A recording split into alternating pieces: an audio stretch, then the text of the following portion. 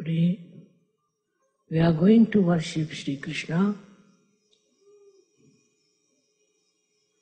as a very great personality, and you know why he came on this earth to establish this is the new form of not Virat, not Virata, but a form by which this country became so prosperous.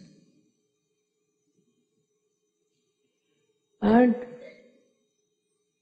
by his advent only, he created a beautiful mentality among the people, how to develop this country with dharma. And you had very great leaders who followed him and who worshipped him in a way and created a new world of this America. But unfortunately, as the time passed on, his form vanished from the minds of the people. The reason was Krishna was represented here by a very, very wrong type of people who had no idea about Shri Krishna. That he was a great master of wealth, that he knew how to use the wealth and how to create the wealth with dharma, not with adharma. They all forgot about it completely and gradually started using maneuvering powers, all kinds of adharmic things, cheating, grabbing money, spending their money in absolutely useless things. He is Kubera. He doesn't need any money, of course. He achieves money. And not only that, he lived in money. They said that he created a golden house for him, absolutely made with gold in Dwarika. But it submerged in the water, in the sea. And nobody believed that it is true. But now they have found out his house under the waters, very deep waters.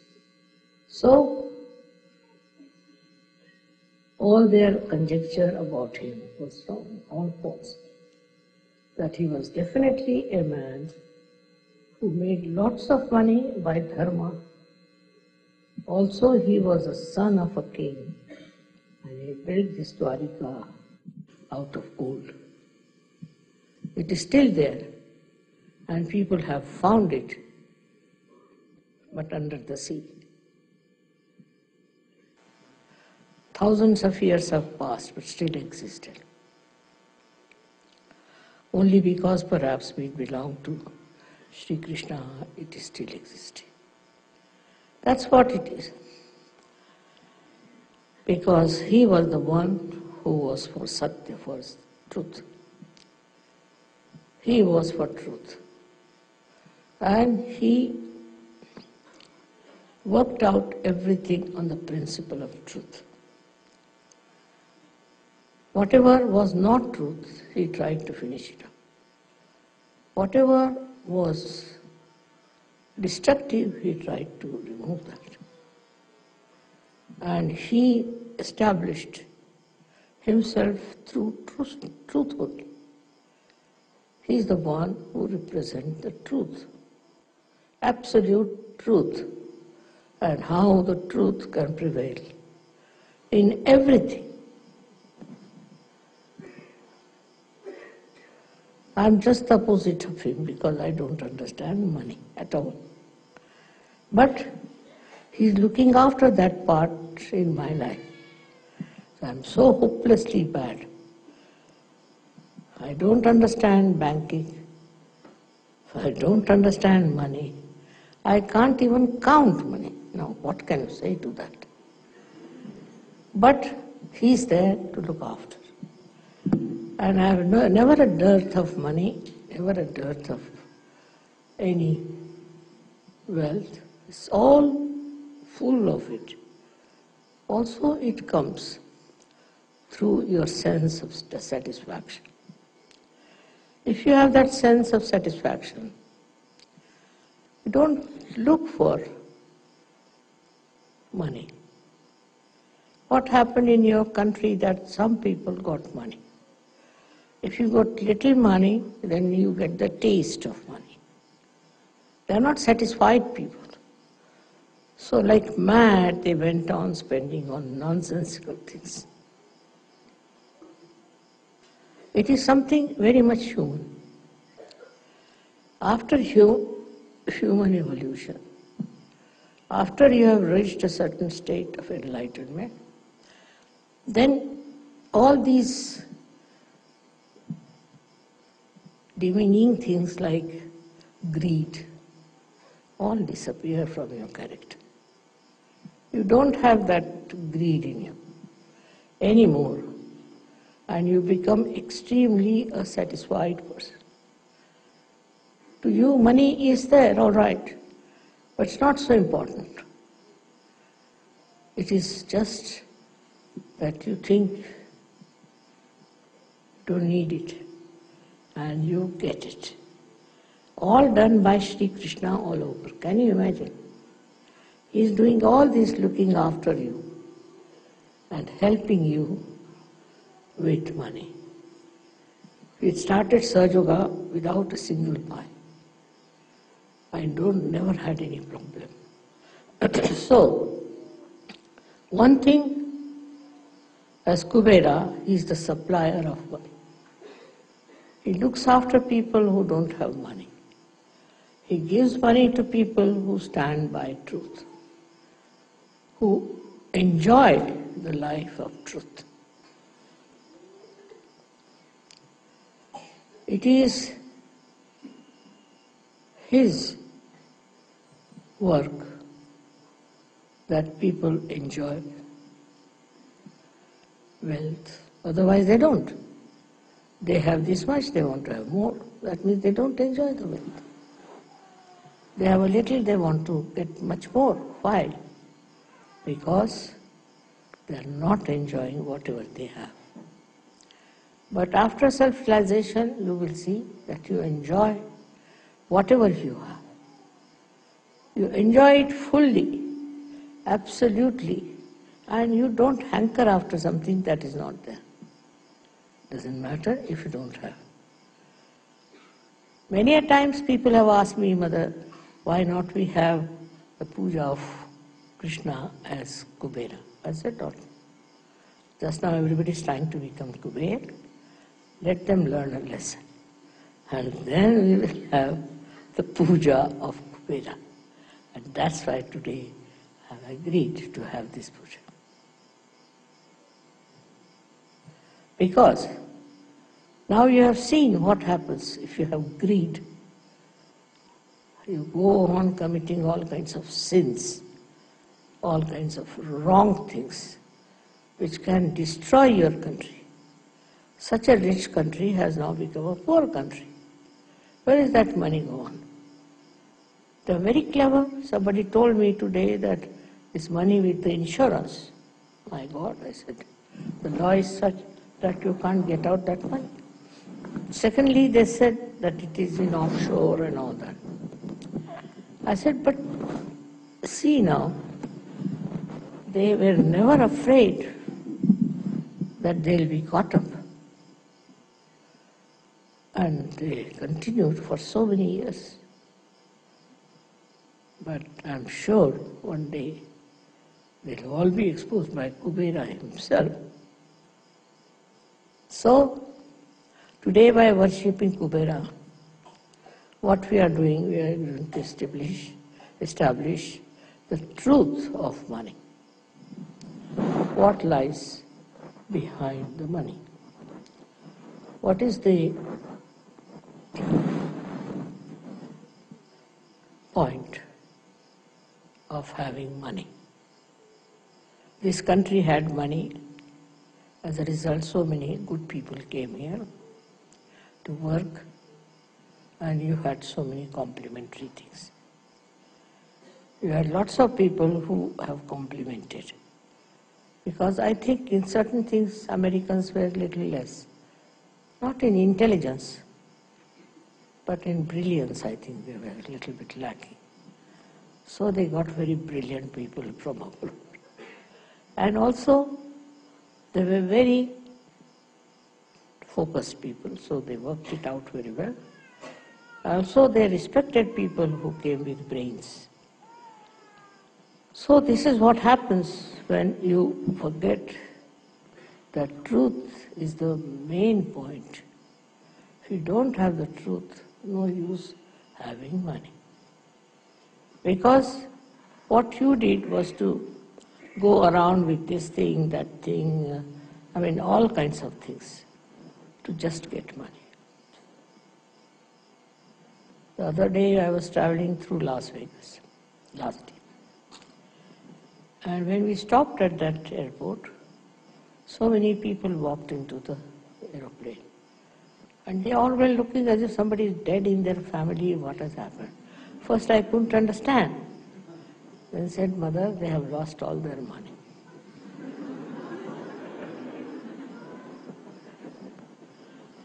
So, when they have money, they are jumping. Next moment, they are crying because they have lost the money. What's the use of such a money, which is so temporary, which is so useless?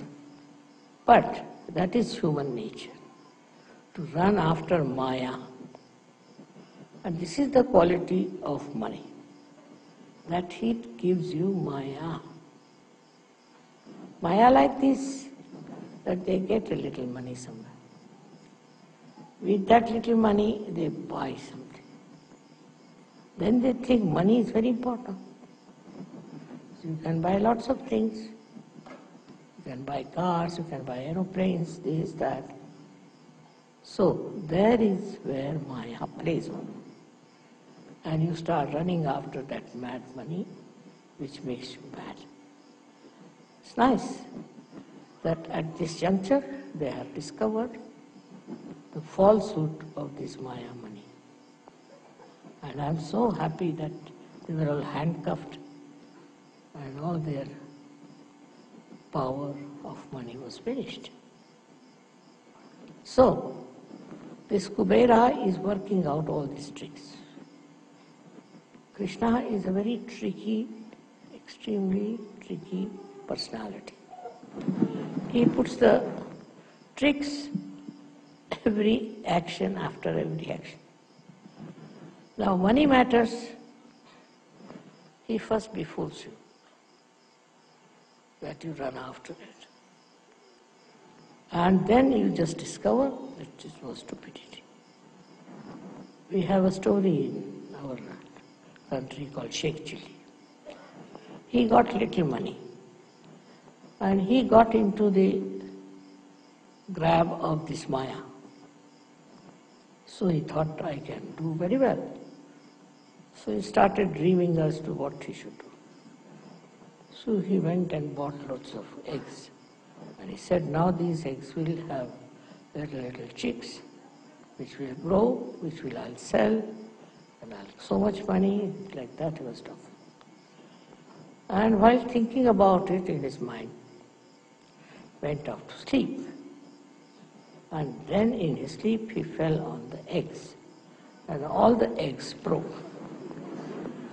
So the Maya was over. This should happen early, but if it doesn't happen, then you end up in the jail or something like that.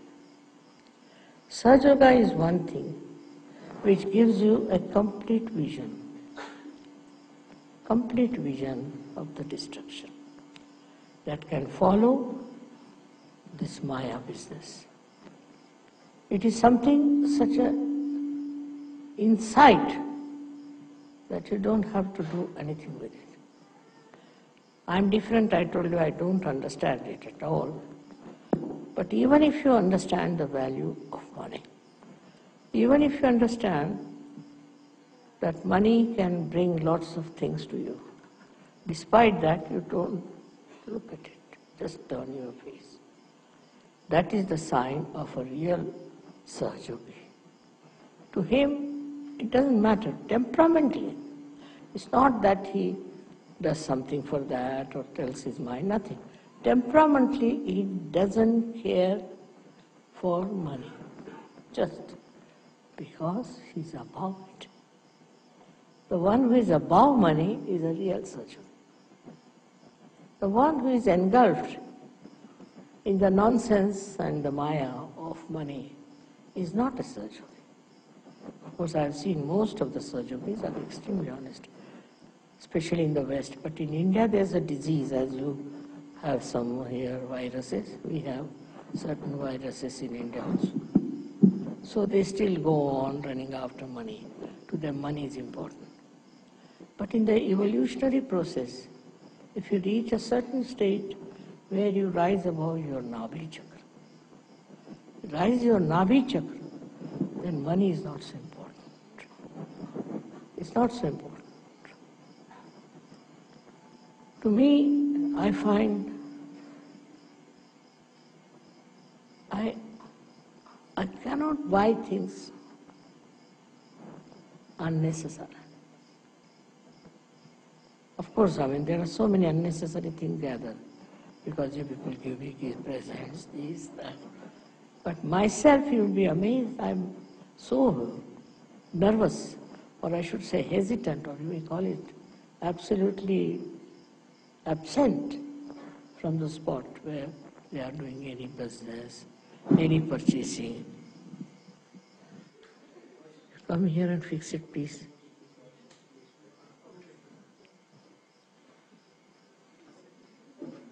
It falls down, so I'm holding on.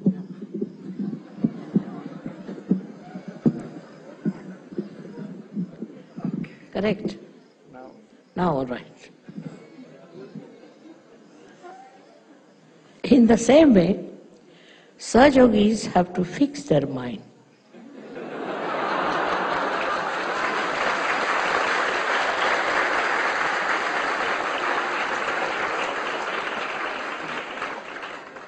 To their spirit and enjoy the powers of pure spirit, your own.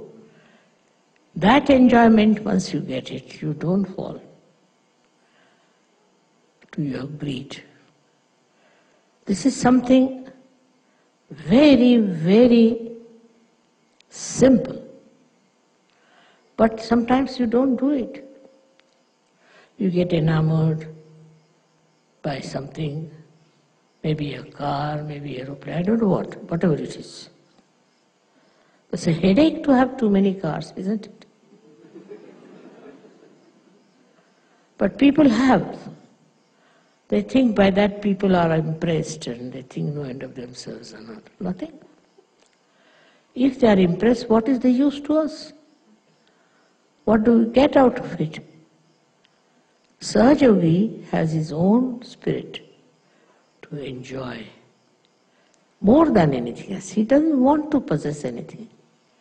It's a headache to possess things also. The other side of it is a Mahalakshmi. If that principle is within you, Mahalakshmi principle, you will have never a problem of money. On the contrary, you will know how to stop it.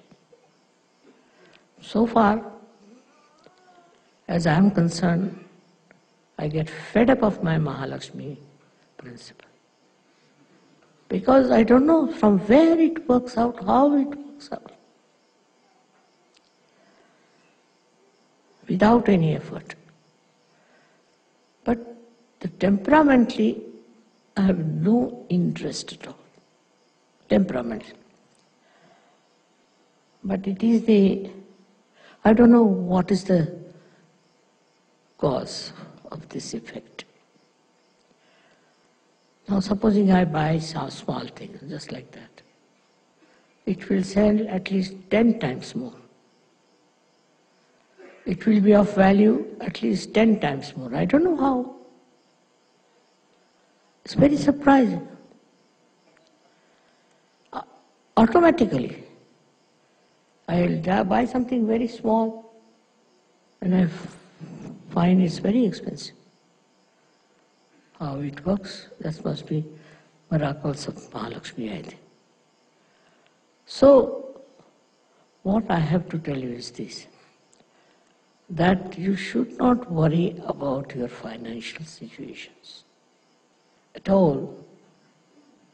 Do not go on calculating. Do not see how much money you have in the bank, what you have to do with your money, where you should invest. I've seen people going mad planning the whole thing. There's no need to do that once you are a surgeon. It all works automatically. The greed is within you just like any other disease.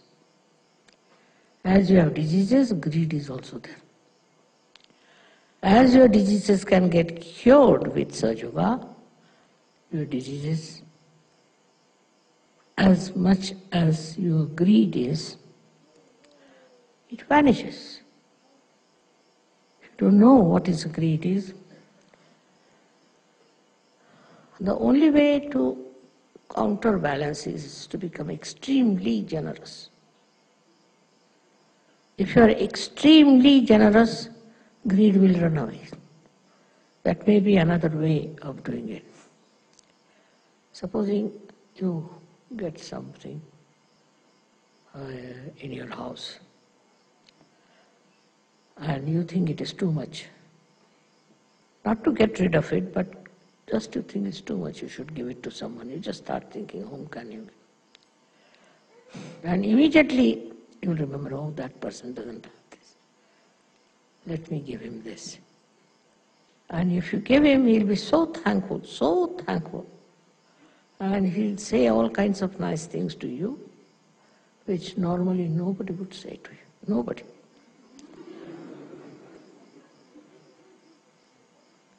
And it's surprising how joy-giving it is.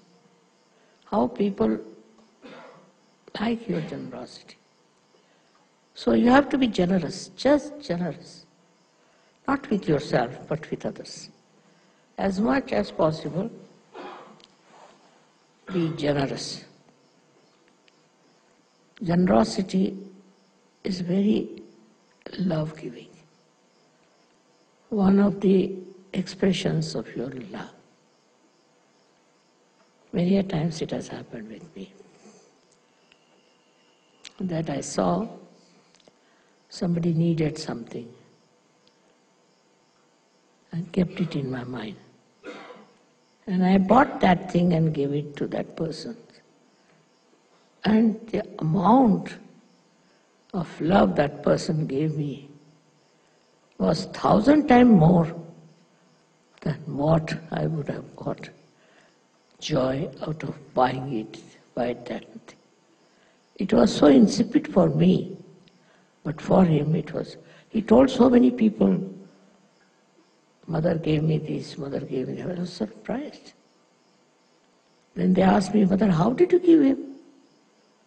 I said, just out of love. Many people took to Sahaja Yoga thinking what a generosity is. So to be generous is the best way to live in this world. After all, it's a headache to have too many things. Better to get rid of them. But out of love, if you do that, you will know how much they will be appreciative of you. Another thing is to get rid of greed. you should try to do some sort of a collective social work. Supposing you go to some place where lots of poor people are there. I tell you, your greed will just drop. Be amazed how these people are living, in what conditions. Why do I care for all the wealth and everything? That will be just shocking. Sometimes you see people in India also in a very bad condition. Once I went to Calcutta and I was some or other, you see, by chance, I happened to be in places where people were in a very, very great poverty, even the children. And you'll be amazed, for days together I wouldn't eat my food. I was crying and not eating my food. I just didn't know what to do. Because I felt, what is this? Why these people are so poor? And I was helpless, so I was crying. That one day I should try to do something for them. It is really remarkable at a very young age of mine. I started a leper home. I started an infirmary, a refugee home, all kinds of things. And I never even thought that whatever money I have, if I give to these people, I may have to give up some things. I also sold some of my things because so pleasure-giving, I tell you, so pleasure-giving, so joy-giving to be generous. It is so paying in every way that you should be generous. That is the quality of Kubera. He is an extremely generous personality. And that's what personality you should be. So I've seen that Sahajogis are very generous. So far nobody has told me that somebody is a miserly fellow. So far. But I'm sure one day will come when we'll have people of very high quality. In Sahaja we don't say, like other cults say, that you give up your clothes, you give up your family, you stay in a forest or in a hut or into nothing of that. Don't give up anything. You have to give up from your heart. Just it should happen in your personality. Don't have to give up. And if you have that well built in spirituality, you will not even think of grabbing someone. On the contrary, you would like to give up everything. My father was even worse than me, I should say. He always used to leave the house open, all doors open. He said, no thief will come if you keep the doors closed. So one day a thief came and he took away his gramophone. In the old times, these big horn ones, he took away. The next day my father was sitting very sad. So my mother asked her, why are you sad? Because of the gramophone. No, I'm only sad because it seems he's a connoisseur of music. He has taken the gramophone, but no records. So my mother said, all right, what should we do? Should we advertise in the newspaper that you take away your records? I mean, it's such a beauty that even after so many years, I'm telling you and you are enjoying. What a beautiful character it was of generosity. But if you force it through religion, through any such ideas, that you give up that, don't have to give up. You give up from within. If you are not attached to it, you have given up. That should be there. And if you all enjoy your generosity and charity, nothing like it. I have known people who are very rich and all that. But they lack generosity. That is another quality of Kubera. He perhaps understands banking, perhaps. That time there were no banks. But I think must be, because the way he manages banks, it seems to me that he's sitting on top of them. And that's why still in the banks there is no problem. I don't know. But he's a very clever person,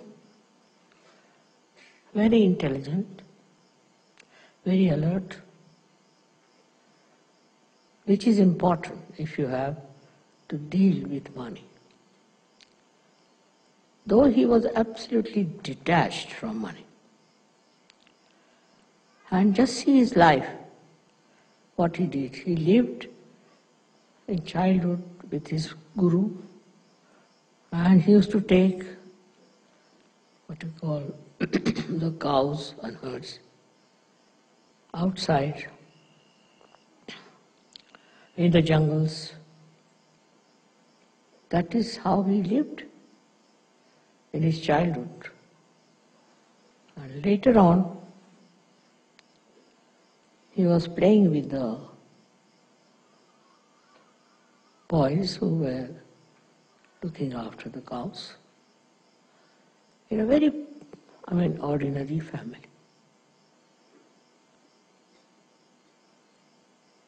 He never hankered after money.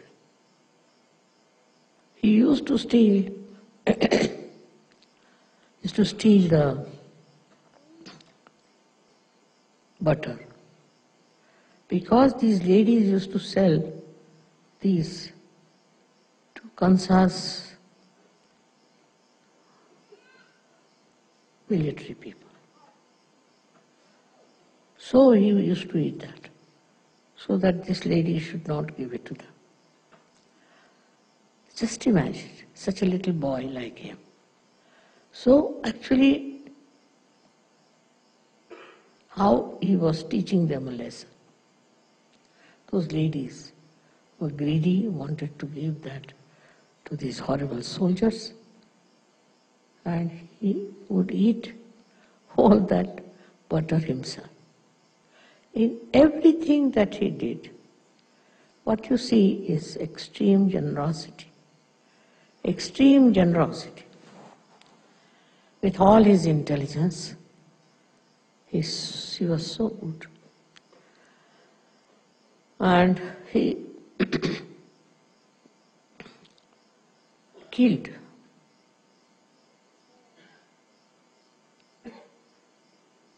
his own uncle, I should say.